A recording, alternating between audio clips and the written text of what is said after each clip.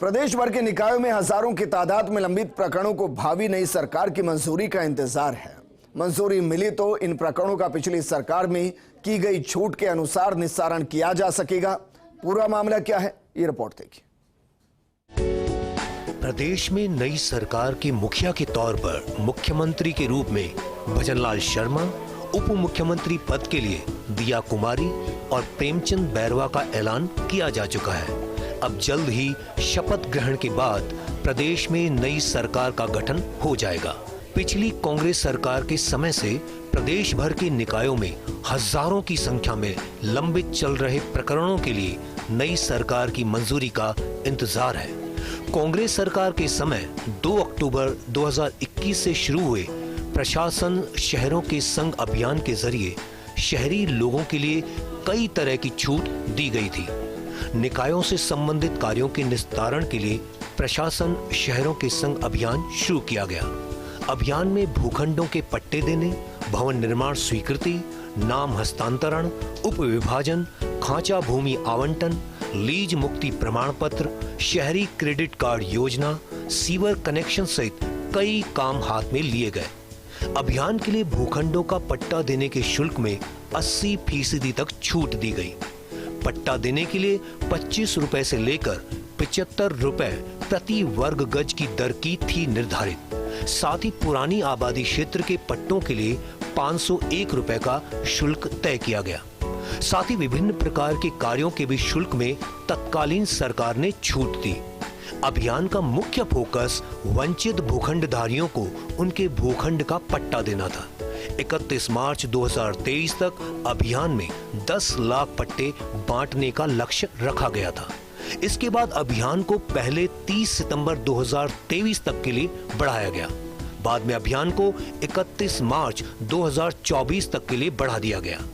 इस बारे में यूडीएच एलएसजी के आदेश के मुताबिक अभियान की छूट लागू रहेगी।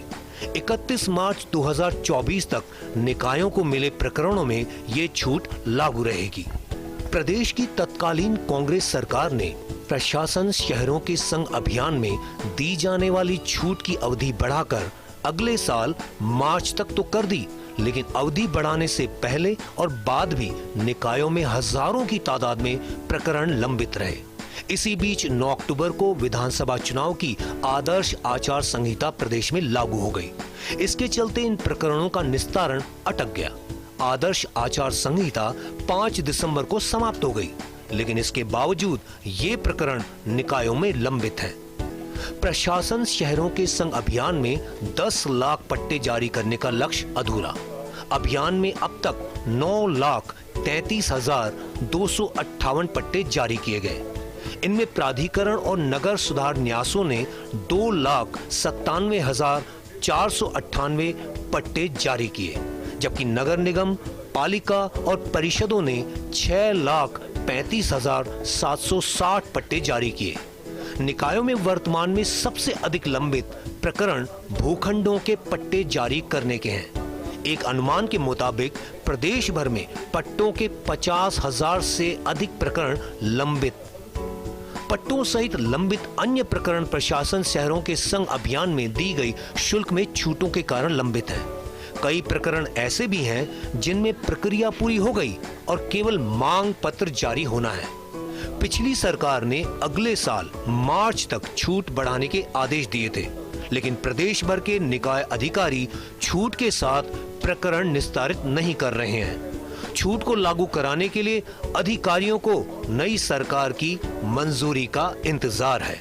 विधानसभा चुनाव की आचार संहिता हटने के बाद नगरीय विकास विभाग और स्वायत्त शासन विभाग की ओर से प्रशासन शहरों के संग अभियान की छूटों को लेकर निकायों को कोई आदेश जारी नहीं किया गया है।